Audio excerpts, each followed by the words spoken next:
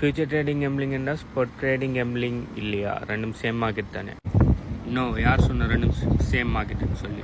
Spot ட்ரேடிங்கில் ஸ்பாட்டில் ஒரு கிரிப்டோவை வாங்கி உண்மையிலே ஒரு கிரிப்டோவை வாங்கி உண்மையிலே அந்த கிரிப்டோவை விற்கிங்க.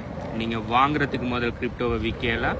நீங்கள் வாங்கின கிரிப்டோவை நீங்கள் எங்கே வேணுனாலும் எடுத்து போகலாம். உங்களோட private wallet, hardware wallet, software wallet, online wallet, வெப்3 வாலெட் எங்கே வேணுனாலும் மாற்றிக்கொள்ளலாம். ஏன்னா நீங்கள் ரியலாக வாங்கின அசெட் அது. ஆனால் ஃபியூச்சர் ட்ரேடிங்கிறது நீங்கள் மார்க்கெட் மேலே போமா கீழே வருமானு சொல்லி பெட் கட்டுறீங்க. ஓகே, ஸோ நீங்கள் அதில் என்ன தான் பை செல்லுன்னு சொல்லியிருந்தாலும் அது உண்மையான பை இல்லை, உண்மையான செல்லும் இல்லை. நீங்கள் ஃபியூச்சர் மார்க்கெட்டில் ஃபியூச்சரில் மார்க்கெட் ப்ரைஸ் மேலே போகுமா கீழே வருமானு சொல்லி பியோர் ப்ரெடிக்ஷன். ஸோ அது என்னன்னு சொன்னால் கேம்பிளிங். நீங்கள் ஃபியூச்சர் ட்ரேடிங்கில் வாங்குறதுக்கு முதல்ல விற்கலாம் என்ன சொன்னால் அது விற்கிறது இல்லை. ஓகே, நீங்கள் அதில் செல்லுன்னு கொடுக்குறது கீழே போகும்னு சொல்லி ப்ரெடிக்ட் பண்ணுறது. ஓகே, நீங்கள் கீழே போகணும் ப்ரெடிக்ட் பண்ணி கீழே போனால் உங்களுக்கு ப்ராஃபிட் வருது. என்ன கான்செப்ட் இது?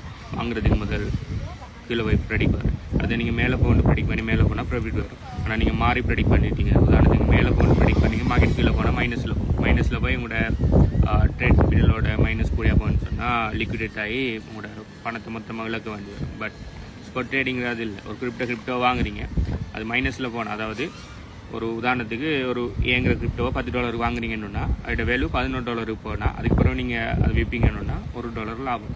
அதே இது $10 ஒரு பொருள் ஏங்கிற கிரிப்டோ வாங்கிட்டீங்க, ஆனால் $9 போய்த்துன்னா அது ஃப்ளாட்டிங். ஸோ அவரத்தை வச்சு விற்பீங்கன்னா ஒரு நாட். அப்படி இல்லை வெயிட் பண்ணிங்கன்னா திரும்ப $10 வந்து திரும்ப $11 வந்து அப்புறம் விற்பீங்கன்னா திரும்ப லாபம். நீங்கள் வாங்குகிற அசெட் உங்கள்கிட்ட தான் இருக்க போகுது. Same like gold. இப்போ கோல்டு வாங்குறீங்க, 1 லட்சத்துக்கு கோல்டு வாங்குறீங்கன்னா அதோட விலை 1,10,000 ஆயினா விற்பீங்கன்னா லாபம். 1 லட்சத்துக்கு வாங்கின கோல்டு 90,000 ஆகிட்டுன்னா நீங்கள் 90,000 விற்றா நட்டம். 90,000 விற்கல வெயிட் பண்ணி திரும்ப 1,10,000 ஆனது பிறகு விற்பீங்கன்னா லாபம். சேம் கான்செப்ட் தான் ஸ்பாட். அதுதான் ரியல் ட்ரேடிங்.